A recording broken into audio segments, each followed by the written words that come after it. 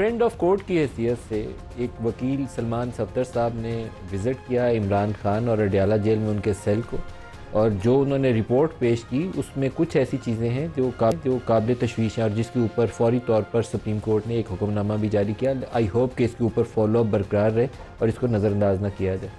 Report का जो एक हिस्सा जिसके ऊपर सबको तशवीश होनी चाहिए वो ये है कि इमरान खान की बैनाई ऑलमोस्ट 3 महीने में मुकम्मल तौर पर ख़त्म हो गई, और इस अरसे में वो बार बार शिकायत करते रहे, लेकिन वो जो जेल सुप्रिटेंडेंट था उसने उसके ऊपर कान न धरे।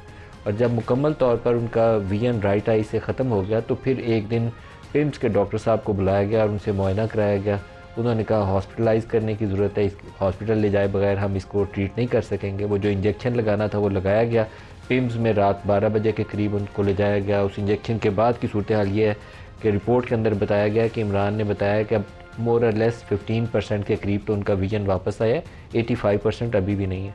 और वकील साहब कहते हैं कि जितना अरसा वो उनसे बात कर रहे थे वो रुमाल से या टिश्यू पेपर जो भी उनके हाथ में था, उनकी आंखों से पानी बह रहा था और वो बार बार अपनी आंखों को साफ़ कर रहे थे।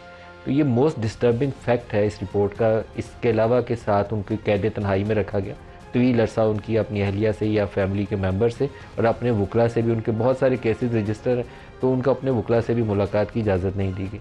ये 2-3 चीज़ें ऐसी हैं जो बीइंग ए ह्यूमन बीइंग भी किसी के साथ आप नहीं कर सकते। गुजा ये कि एक वो शख्स है जिसने पाकिस्तान के लिए क्रिकेट का वर्ल्ड कप भी जीता, बैनुल-अक़वामी उसके नाम की शोहरत भी रही, और फिर पाकिस्तान का फॉर्मर प्राइम मिनिस्टर भी है, एक पोलिटिकल पार्टी का सरबराह भी है।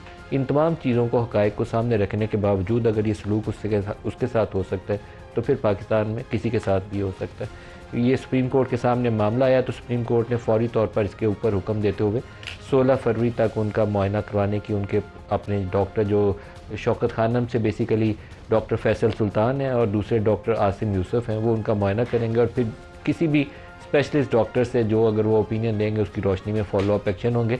लेकिन मेरा ज़ाती तौर पर, मैंने कल भी परसों भी 2-3 दिन से ये प्रोग्राम में बात कर रहा हूँ कि सुप्रीम कोर्ट का एक इम्तहान है। सुप्रीम कोर्ट के माजी करीब पे जितने चीफ़ जस्टिस रहे हैं वो सियासी सरगर्मियों में मुलवस रहे हैं, इंसाफ के ऊपर काम नहीं करते रहे।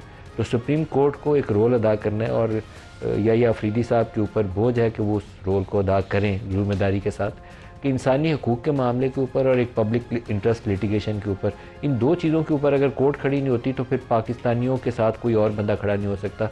ये 2 ऐसे इशूज़ हैं जहाँ पर सुप्रीम कोर्ट हो, आपकी कॉन्स्टिट्यूशनल कोर्ट हो, हाई कोर्ट हो, उनको जम के इन 2 इश्यूज़ को ओनरशिप लेनी चाहिए और कभी कंप्रोमाइज़ नहीं करना चाहिए, कुछ भी हो जाए।